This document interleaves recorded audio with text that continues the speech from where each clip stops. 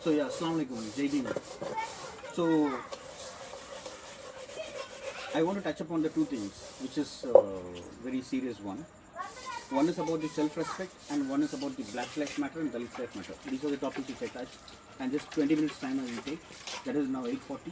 Now 9 o'clock I will finish this discussion, and then we can go for question and answer sessions.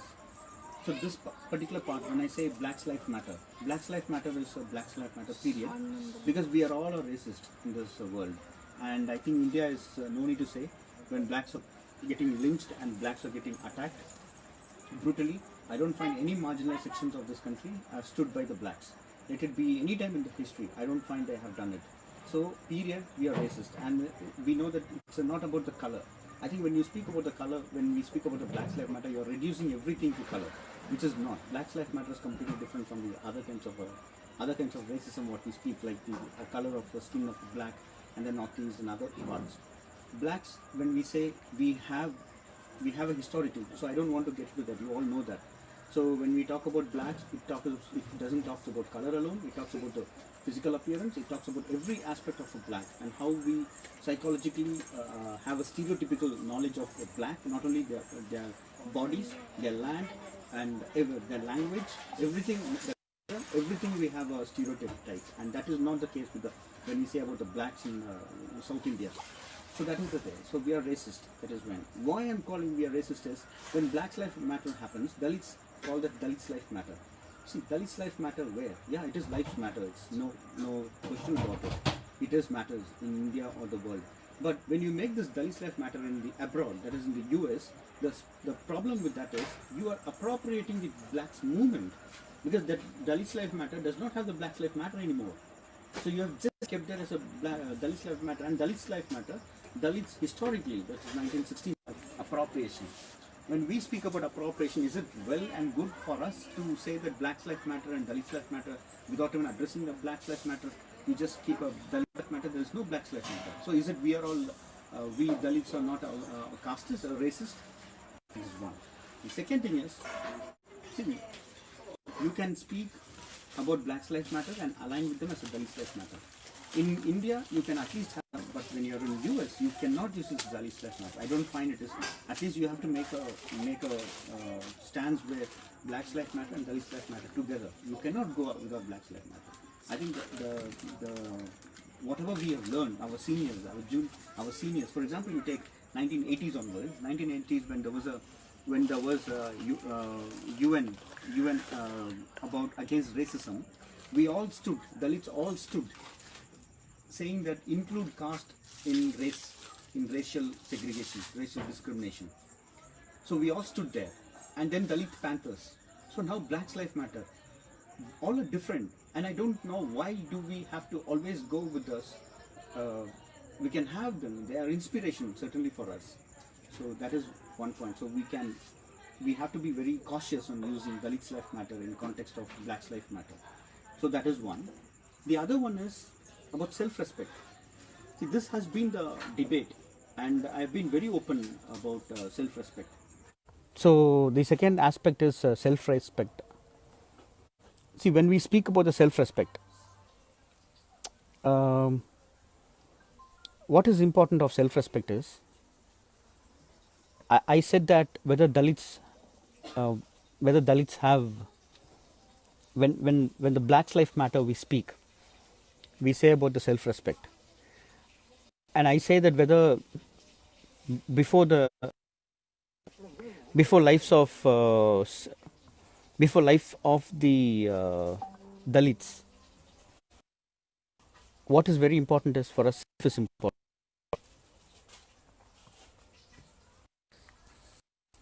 So I did receive some kind of there were some discussions from people who are activists and Facebook, and then there were discussions happening on Twitter and other places. What I feel is that us have to think, do we really have self-respect? I'm talking to Dalits. My crowd, I don't know who is watching, but I'm speaking to Dalits. certainly the Dalit movement, all have self-respect. All of them. Whenever the atrocity happens, that is result of self-respect. And I salute them. Per day, at least per day, they say the statistics is every 4 minutes there is one Dalit getting murdered, and there is one Dalit woman gets molested or raped. For every 4 minutes in a day. And you know that how the news channels cover atrocities when there is an atrocity. If there is some kind of a discrimination, they don't cover because that is not news for them. So we have everyday news coming about, for petty things they get harassed and they get killed. So does that happen because there is no self-respect? Self-respect, the Dalits have been fighting for self-respect. Let it be Melavalavu, let it be Karamchedu, let it be Chunduru, Vempeta, and all the atrocities which are happening, and including the Dalit women. That Asha Kautalaka used to say, that is National Forum for Dalit Women in the NCDHS branch, Dalit Adhikar Manch. She used to say, in 2019, I think now 19 or 17, I think, when there was in Haryana, every day there was a Dalit woman getting raped. Every day.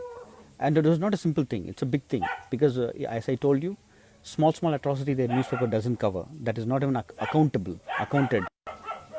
So these all happens because of self-respect. I do not disagree with it.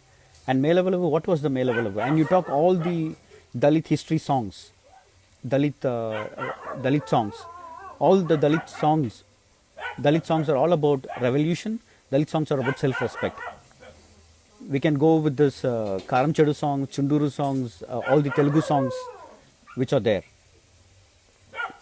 So now, when do I say there is no, when Dalits have to realize self-respect? But we have to understand one thing.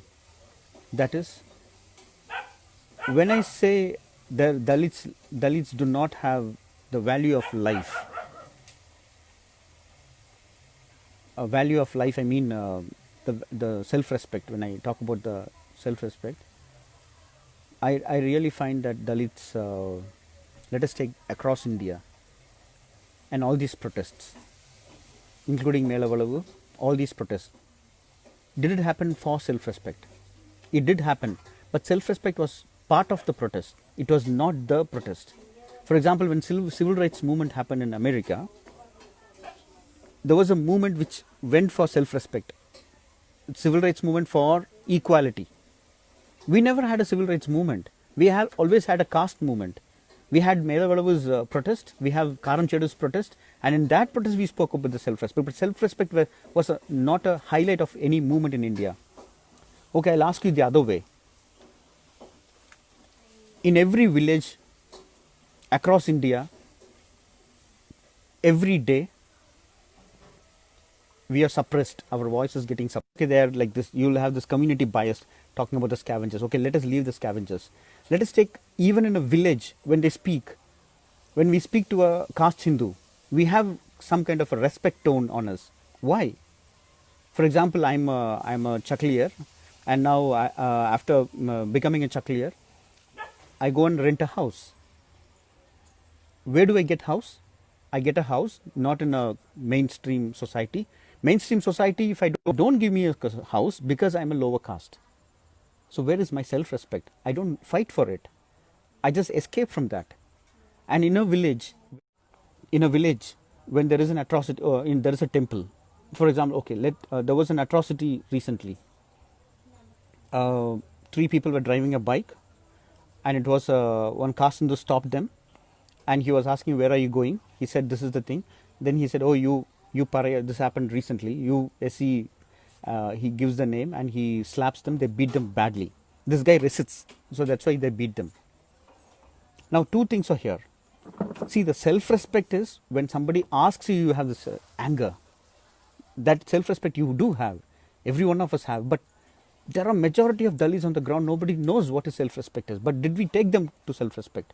We Dalits have been spending time or speaking to non-Dalits about how do, there was many capturing singers and many politicians or many activists, many writers, all accuse caste Hindus, caste Hindus. When are we going to spend time on our community? Your home, my home. When are we going? For example, I embraced Islam. Okay, let it be my embracement. I'm not able to tell my father that he's a big Ayyappa Bhakta, and then my mother passed away. My father is a big devotee for Ayyappa. But I'm not able to tell him that this is the God which suppresses you. I'm not able to make him understand, but he knows Ambedkar. You know why? Because the movement took Ambedkar so much, they never took self-respect of my father. So my father says that, why do you do a sanitation work? So he says that, no, I do sanitation worker because we are like, it's a karma. And how much we have spoke about this karma philosophy. When did we attack this karma philosophy? In a village, for example, I'm staying in a village. In this village, when I ask the old people, so why we are called as lower caste, they say that, yeah, they are all big people. So even the tone, you see, the tone of them, they say that, no, they are, you know, there is the tone of Dalits would always be a lower tone, men and women. Even my tone right now, and even I would tell the Suraj's tone, even Sumit's tone, Sumit Samos, who's a pop singer. I asked all these Dalits when they say that we are all got emancipated, I asked them to look at their own speech. Men, women, Dalit men, women, you take all of the speech and just do a analysis. You find that their tone is lower tone. Even now you see when I speak normally it becomes a higher tone. Because the same thing you see a caste Hindu. I was interested, I was listening, so what I should speak for when Suraj, after the discussion with Brother Suraj, I was looking at his videos and I was so surprised. All of them sitting on the panel speak in a higher tone, except Suraj. So that is the tone, brother. Tone. We embed humiliation on our body. We embed. Why? Because, you know, in our house they teach us that you have to have lower tone. You cannot raise the tone. You go to a caste Hindu's house, how we speak. Our bodies are policed. We are taught how to walk by our own families. We are taught how to speak by our own families. We are taught how to behave by our own families. We are taught by our own families where to walk, where not to walk. It is not the caste Hindus. Now I'm living in a house now I'm living in a village where 104, 150 houses are there. But this one caste Hindu comes, they will all be quiet. Because they are trained. And no movement engaged with that. Movement feels that only atrocity is something self-respect. No, atrocity is also never self-respect. Where? Whenever atrocity happened, we went to the victims and we said that, okay, let us file SC/ST atrocity case, and that's it. How many cases we got justice? You talk about Melavalu, when the movement happened, Anand Tirumalavan took this movement as a self-respect movement, a big movement in Tamil Nadu. What happened to the case? And then talk about this Karamchedu, Chunduru, whatever I've been following in the north and south, Karamchedu, Chunduru. What happened in Chunduru case? In Lakshmipeta, recent violence, how many justice we could get in the court of law? I'm not saying that we cannot get, I'm not saying we should not rely on the court of justice, court of law. We have to rely. But I'm saying, what is this approach we are doing? Okay, one last thing I would like to ask. We speak about when these three guys were traveling, there was one self-respect I spoke, and the three guys, when they were beaten up because of their caste. Now, all the Dalits who speak in the Facebook and YouTube and give lectures, enlightening, so-called enlightening, I think they are doing this project of Dalit project. I want to just hurt you people. Because it should hurt. When these three people were getting attacked by a caste Hindu, he tells, how dare you do this? So what does it mean dare? From Kashmir to Kanyakumari, there is only one language, irrespective of the language what we speak, irrespective of the caste what we belong, irrespective of the state where we are from. But they tell us, we cannot speak loudly. We cannot show our chest broadly. We have to apologize. I think Suraj brother told me last time, which I was also always thinking, what is this always we apologize so many? Dalits should know this language of communication. So what is this language we have? I was wondering actually this entire thing which came with self-respect is, I was thinking, what is this language? I've been doing this research. I didn't get time. Time means I don't get a... So what is this language we are trained to? You take any leaders, brothers and sisters. We Dalits are taught how to reproduce caste on our own body.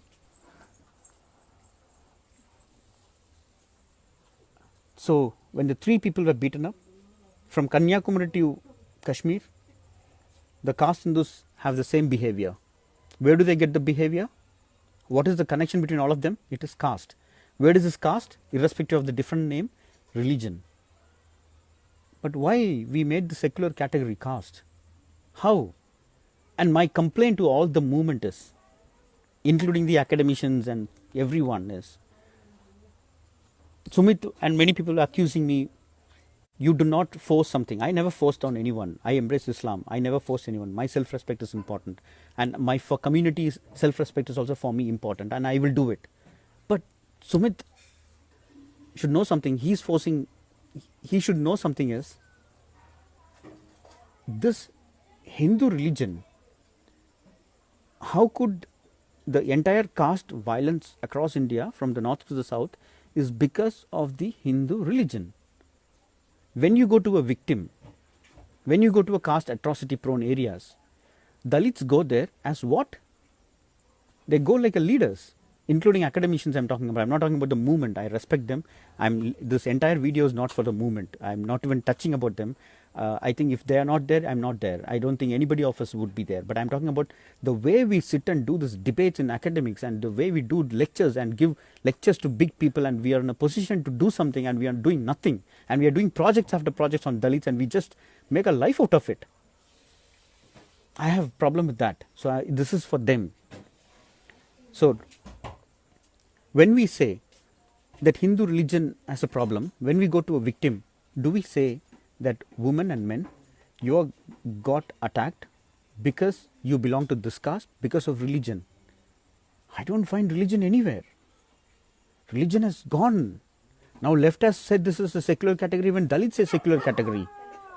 So when you go to a victim, why don't you tell the victim what is that connection makes between the north and the south Tamil Nadu for the caste Hindus? The connection is Hindu religion. So I find we don't tell that. So now entire Tamil Nadu, in all those villages, in many villages from north to the south villages, even in other states also, how many villages are ghettoized? How many villages we are not able to walk? You are talking about self-respect of movement. Movements are bits and pieces, brother. We are talking about when did we take self-respect itself as a movement? I need one person, you call one person and ask him. We have taken Ambedkar and Constitution so much and telling that Constitution is the key for a success. What is this Constitution you're talking about? Self-respect is not a Constitution. Constitution, where did we come? First of all, you are not part of a Constitution, and you bring that Constitution to every village and you say that Constitution is the key.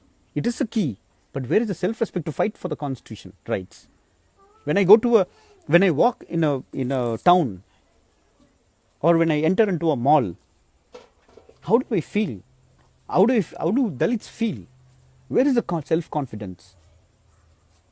So if you say that no, Dalits all have self-confidence, then that's a big lie. So I find we have to fight for self-confidence. We have to have a movement. You cannot get freedom by a constitution, brother.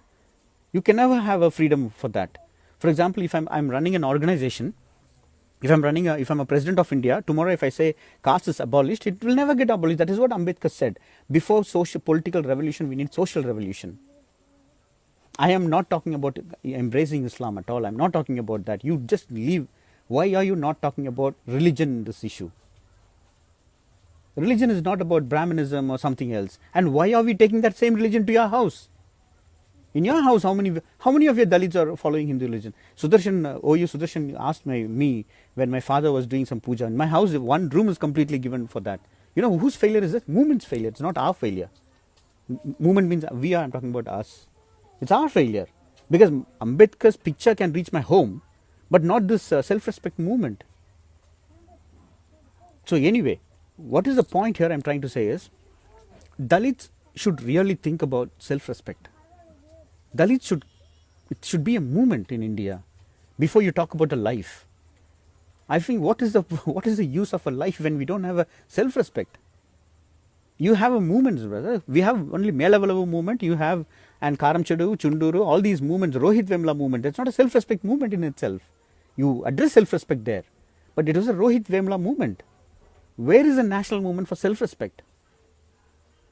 Once we have to tell the people, okay, now see, as I was telling you, that we Dalits embed caste. That is why we have divided into Pariyar, Chakliyar, Devendras and various castes. We are all oppressed, but our enemy is different, our enemy is same, but we all fight for each others. That is all fine. But I would ask one thing is, let us rethink about caste. When I say that we ourselves carry caste, in our home also we have the symbols of caste.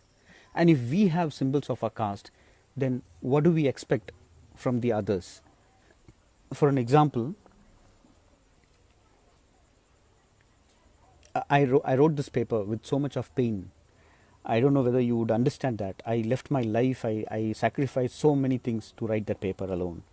I did so many, and I am very thankful to marks of Pondicherry University and Alagarasan and our Armstrong professor from English and from Madras University, who gave me an opportunity to sit and work on that paper. You know, that paper is, which was something like a very important paper. What I'm trying to say is, whatever we spoke about caste is wrong. I'm just telling it is wrong. Caste was never a hierarchy of people. Caste was never a birth category. So many myths are there. So this is not the place to discuss about that kind of a understanding. But one thing what I want to say is, when I speak about self-respect, we haven't spoken about it. We have to spend time on discussing self-respect of Dalits. So self-respect is in our life, in our personal lives, I mean in our house, in our family, in our area, in our village. I think there should be a big national movement for self-respect. And it is then, once we have a self-respect, then it is good to have a Black's life matter, like a Dalit's life matter. Life matters once you have a self-respect. If you don't have a self-respect, I don't think any point to have a life without that. I would like to talk about how I understand caste. So, how I understand caste. See, all our body has caste. Our body parts, if you think that no, our body, for anyone in this country, for Dalits I'm talking about, if you think that there is no caste, there is no caste in us, that is a myth and that's a lie. Your body's, so your hair belongs to a barber shop, barber community. How caste operates among Dalits? This, when I was in a village, I was so shocked that 400-500 people live in a village, and then you just look for a barber. I was thinking, there are many Dalits who are not educated. Why can't they just learn a barber duty and they work hair cutter? That is one. And then business, yeah, I will see. Okay, I will just talk about, if I have to talk about the importance of my embracing, I think that is the secondary. The primary thing is that I have asked this even told Thirumalan Annan when he was in a PFI meeting in Bangalore. If Dalits are fighting for equal rights, if Dalits are fighting for, where in the past, wear good clothes, if Dalits were not allowed to wear good clothes, if Dalits were not allowed to touch each other, common dining, if Dalits are not allowed to eat, and if Dalits are not allowed to drink water, and if Dalits are not treated entering the temple, I was wondering that if Islam gives you all these things, why don't you embrace? You just go and tell the people. Because in Hinduism, either you take up this Hinduism, you take up whenever there is an atrocity, you take this, how this Hinduism can do, you take them to the higher level authority, like the Hindu body. You go to them and tell them that, okay, your community, this is continuing, then we can't do it. Okay, that is one. The other one is, see, when we build a house, we build toilets keeping outside the house. You know, the simple reason is you do not want to have the scavenger come into your house. Now I'm staying in a village there is no toilet, but the government provides land to build a house. You know why? So you do not have rights. You do not have rights of privacy. You don't know, that's why Ambedkar says that your body is not considered as a human body. So what you do is, we construct house. When we construct house, we build the toilet outside. And in that toilet, let us take not the Dalits toilet, let us take the Agrahara toilets, and then we'll equate to this toilet. And my embracing Islam never came from anybody spoke to me about Islam. To be frank, I haven't even crossed reading one page of the Holy Book Quran. What inspired me, Islam, is not its people or community or the written script or pray. No, I got inspired. Islam is the top.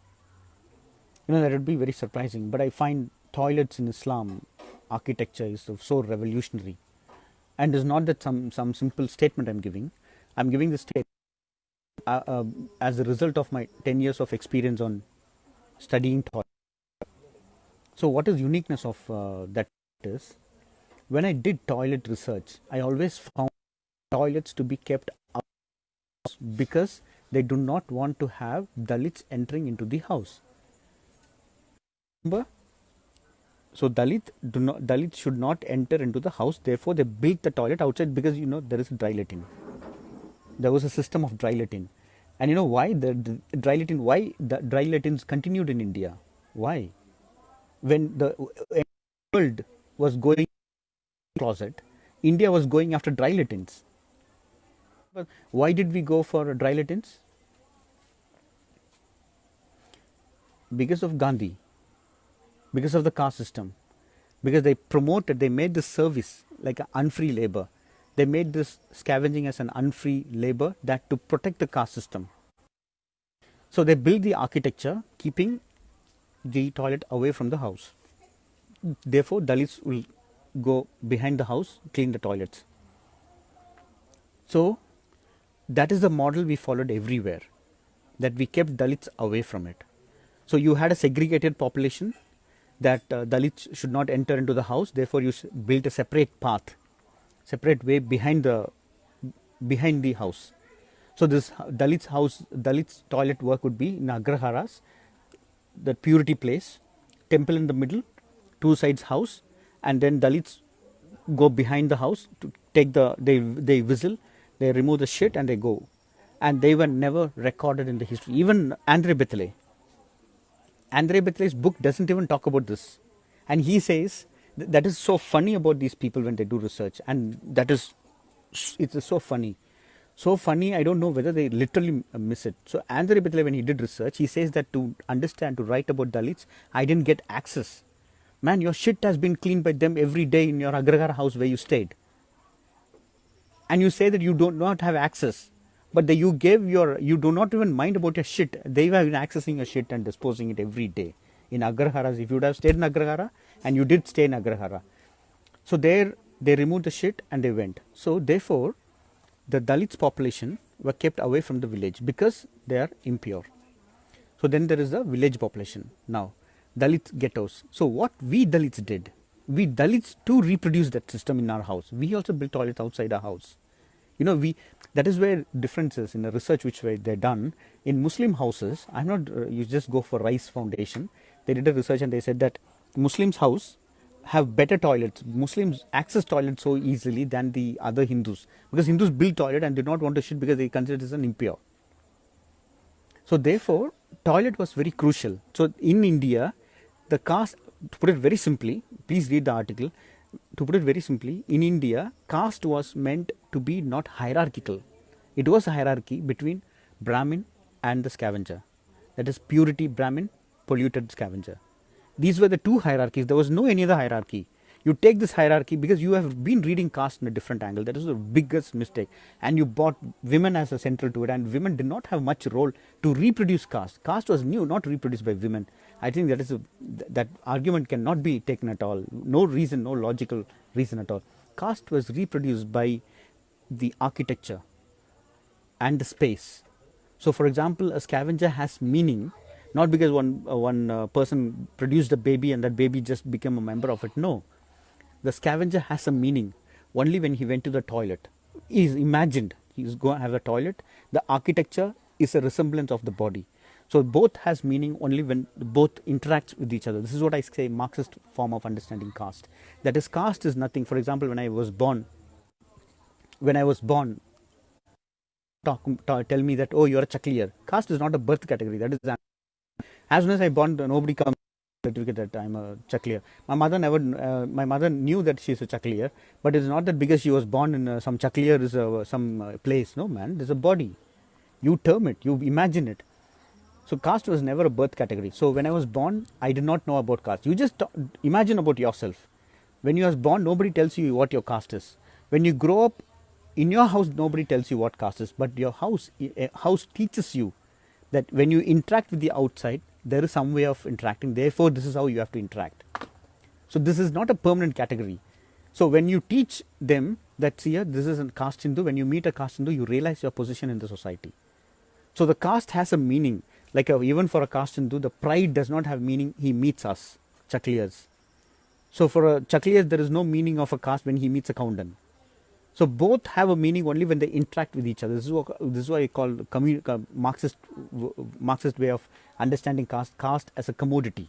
It has value only there is an exchange towards it. If there is no exchange, there is no value for it. But here, the exchange can be in different levels. For example, when I see when for a caste Hindu, when he sees a toilet, I'd be resembled to a Chakliyar's place. When I see a temple, for me, it will be a Brahmin's place. But this exchange only reminds the purity and pollution ideology. But then I went across toilets, and I found everywhere toilets were the same, that they built outside the house. Outside the house. Everything, even in my house, the toilets were built out behind my house. That is what caste is actually. This is what I say Dalits should realize, that there was caste within us also. How do we treat scavengers? I'll give you one example and I will just, I'll just go for another thing. So, for example, in my area, there was one caste Hindu got a work under sweeper category. He was working, so once we all became aware of that category and he was working as a non-sweeper, as a plumber, not as a sweeper, we all complained that you have to come and work as a sweeper. So he begged and he touched the feet. We see if I work, my family would be ghettoized by the society. Therefore, we do not want to. Please pardon us. So Dalits all felt that okay, fine. But they were kept on telling, whenever there is an issue, they will say, your member is a caste Hindu, he doesn't come as a sweeper. So I also felt that's a truth. I always also, in my earlier research, I used to say that for these people, the scavenger people like my father would say, my mother told me since my childhood, she used to tell, your father is a scavenger, but you never disrespect the work. Then I felt that, oh, my mother does not think this work as a very undignified work. So my mother used to say that, and I also believed, and my mother used to say, this work is like any other work, that work gives you food, therefore you should. So I always learned that. So recently something very interesting happened. There was one sanitary worker, she died. It was a sudden death. So that was a vacant position over there. Her daughter finished BCom. So they felt they need to take her into the department. So they tried a lot, they couldn't. So she got a sweeper certificate, sweeper job, but she was given a job inside because all of them requested. She was given a job in the office. So now I asked them, why did you do that? Because that was troubling me. Then I asked them, why did you do that? Because you tried, let us try. But she has finished BA, and why did you take her inside? They said, no, she's qualified for that. Okay, if it is qualification there, that wait for that post. But if she's a sweeper, why are you not making her to sweep the road? They said, no, how can we let her sweep? That really, I don't know, it shattered me. That really shattered. And even now, if I go and sweep the road, even the community won't allow me to sweep. That is sad. In my area,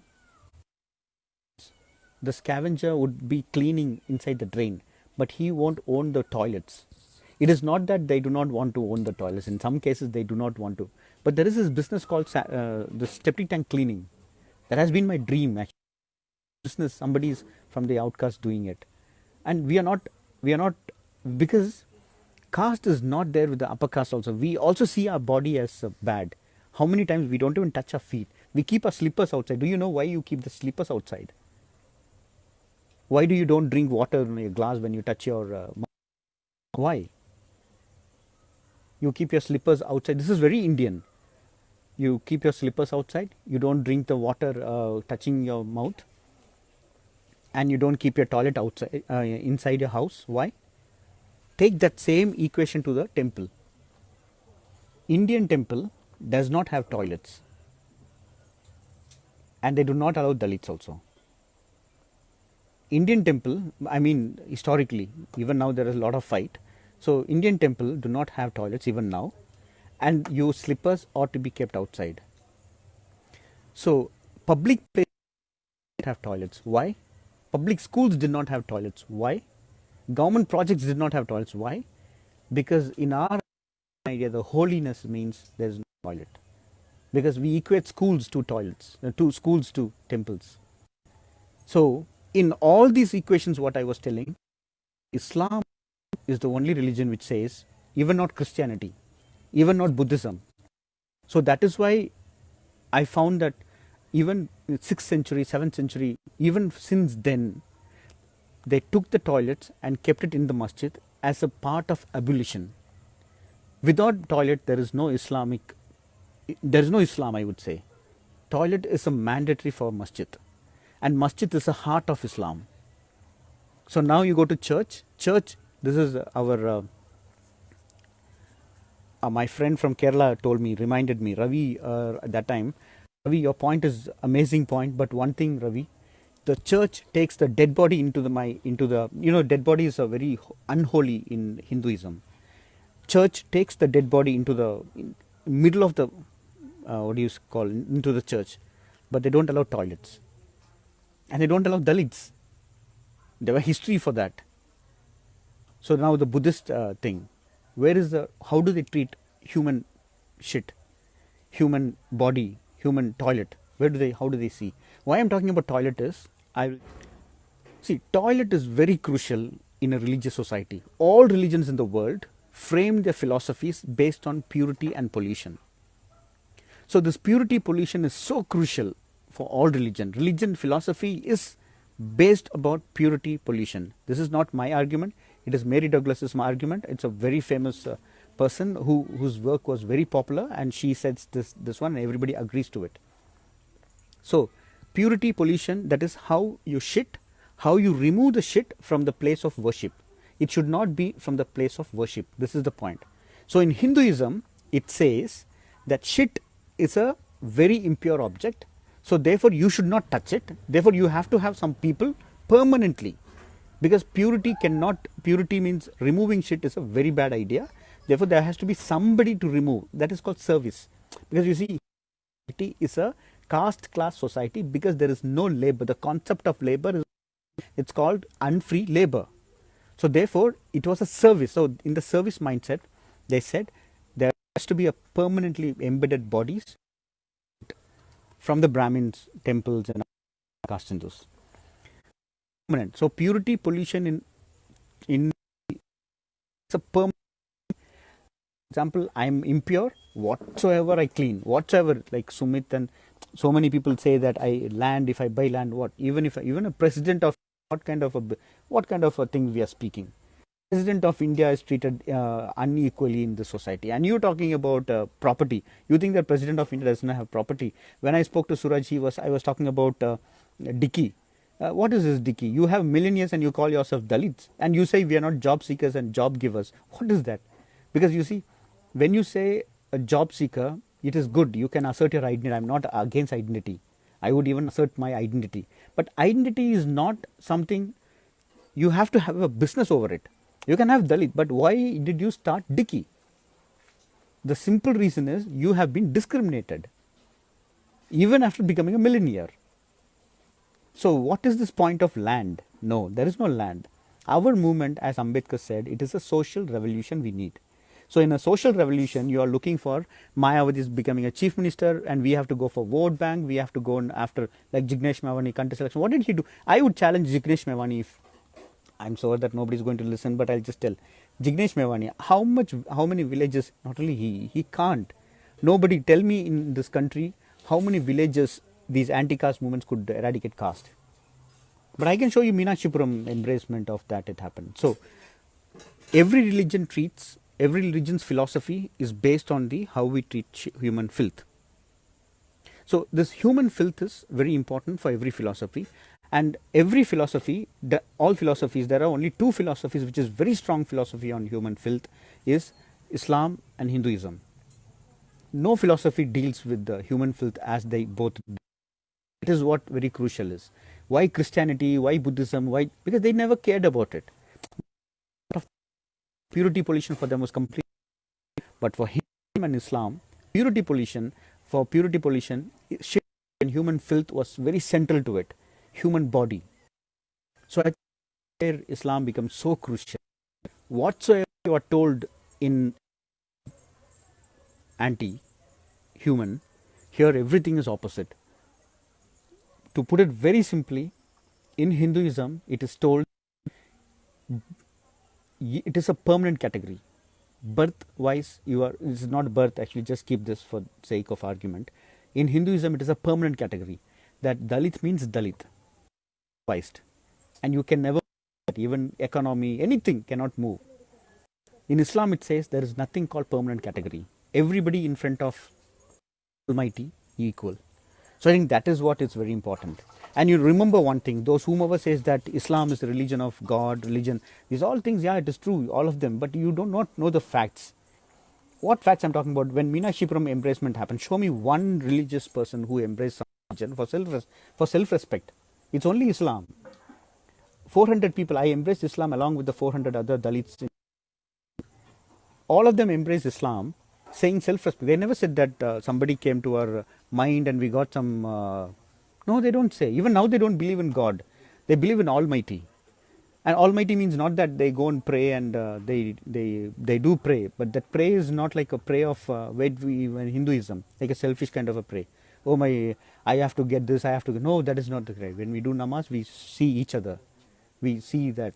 We coordinate it. And we see it in one direction. So there it is not about the God. It is about a way of life. A self-respect, a feeling, a bodily feeling. So I think when 400 Dalits embraced, they said that we want to live this life and we want to embrace Islam as a way of self-respect. Meenakshipuram also said they have gone for self-respect. That everybody should have shocked. What is these guys are speaking about self-respect? So yeah. So I would stop there. It is already I took some 40 minutes. Yeah, so I will just take few questions. See, self-respect is, that's what does. Self-respect is, after embracing Islam, it was a COVID. Because the Islamic way of life, that we are yet to experience it. When there was a lockdown, this is the experience of most Dalits. When there was a lockdown, in that lockdown, when the Muslims were some kind of a business people, so they went to every Muslim house, including my house, and they asked, what do you want? Do you have something? That caring, that was a community was there for me. And people, see, this is people, those who believe, they would believe, those who don't believe, they will never believe.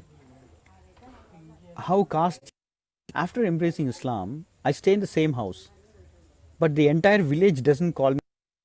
I'll give you one example. This is a very important example. See, one more thing is, you see, I bought this land. My mother was my mother wanted me to grow up. My mother wanted me to be a guy, be in a society where we are treated equally with respect and pride. And I also, since following Ambedkarism and all, I thought we have to wear. So I bought a bullet, and then I thought my mother I should buy a car, and we bought a car. All loans, okay, and then house. My mother said that no, we don't have a house. I will buy a house, and I was a good job. Then she bought me a house loan. So right now, in the name of pride, I'm a beggar. Actually, not beggar. I'm completely with this bank loans. You know this glass. This glass is a cast into glass. You know how many houses you people have? Do you know Dalits actually? This is a glass of a cast into glass. This follows cast. This is reproduces cast, because you know this is not to touch your mouth. So that is why these glasses were there, produced by Brahmins. There is a video done by Scroll or Quint somebody. So anyway, so I became a pauper. I became no job, but there is a loans are there as a queue.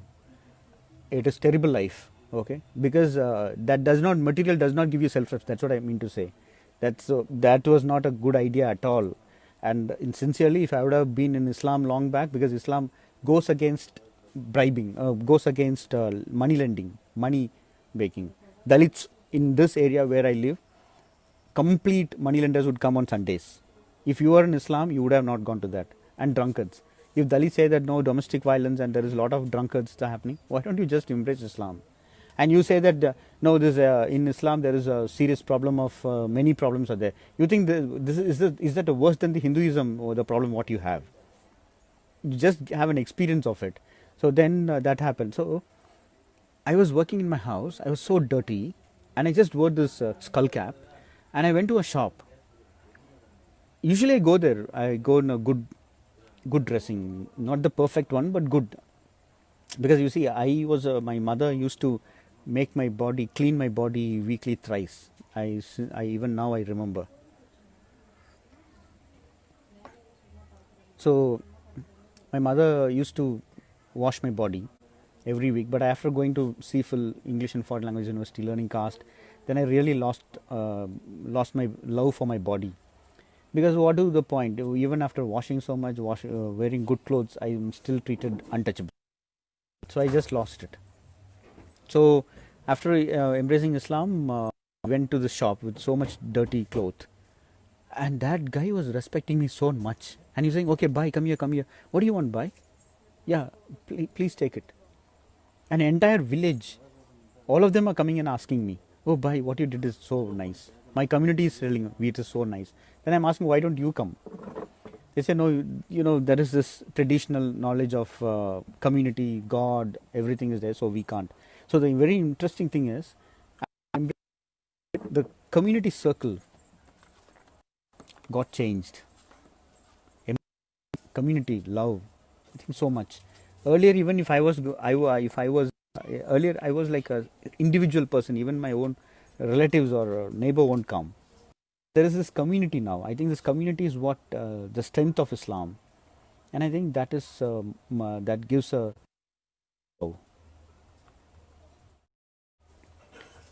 See, this is a very good Adil Islam. Assalamu alaikum. So, see, that's a very important question, that whether is conversion the only solution for Dalits.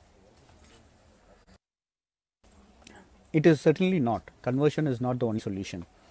But if you don't have a self-respect movement, then conversion is the only movement for you to embrace, to become, to know the self-respect of your body. See, for example, that's what I was telling when I was in South Africa. I did not feel my body. Now, there is no. I did not feel that my body substitute or subservient to others, or some subordinate to others. I never felt, because the blacks treat you equally. But here in India, I think they don't treat you. So you need to have self-respect to understand what are the problems. So imagine your brain has to be put in a washing machine and just drained it out. So that drain can happen only in the mass level debate what happens. But right now, I'm not interested in it. It's like a society where it is. So in this case, only Islam is the solution for embracement. Actually, you can be an atheist, but with this kind of an atheist, without even knowing what caste is, without even knowing what it is, then I think Islam is the only solution for you to embrace Islam. An individual level of movement, a big movement can happen. I think that is. I would seriously say that. And because whatever I said, right now the oppression on Dalits is based on Hindu religion. So you have to take the root, and that roots of it I don't think anybody can understand if you know Islam, because Islam gives you an entirely opposite view. So immediately when you embrace Islam, you said, oh, what? They can stand each other. Oh, they say that, oh, you can drink. You have to drink water sitting. You have to drink water keeping in your mouth. See, these all things, no need. This is a religious philosophy. So I would say religion itself is a revolutionary in Islam. So even if you follow Islam, just take the life of a Muslim, life of how we have to preach and live. That itself, you have to wash good clothes, you have to wear, even if it is a torn cloth, but even if it is a torn cloth, wash it and stitch it and wear it. These are who teaches, and then you are not going to burn in front of anyone, only the authority. Who will tell you this? But in my house, everybody, they don't know the difference between an upper caste person they also call God, the other person also God. So I think the easy solution is the Islam. Even if you want to have a revolution, self-respect, studying the way of life to understand something is also very important.